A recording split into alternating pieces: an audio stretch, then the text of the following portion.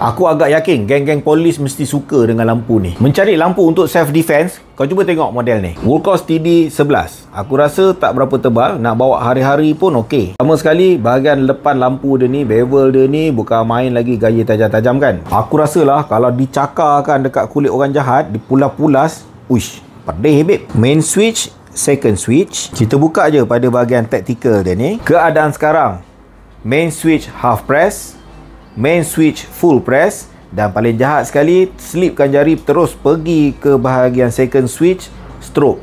Kena dekat mata, sasau. Atau kalau kau nak guna biasa je pun boleh je. Pada skrin dia ni, dia tunjukkan lumen berapa kita pakai, berapa minit yang tinggal dan berapa persen bateri yang tinggal. Membuatkan dia ni lebih menarik adalah lampu yang ada dekat tepi ni.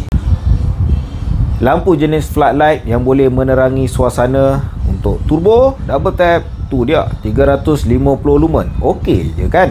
Atau kalau kau nak guna fancy lampu ni, kau tap dekat sini 3 kali. Selain pada ada RGB yang boleh bertukar-tukar warna, kita juga boleh pilih mode lampu yang kita nak dengan cara kita double tap.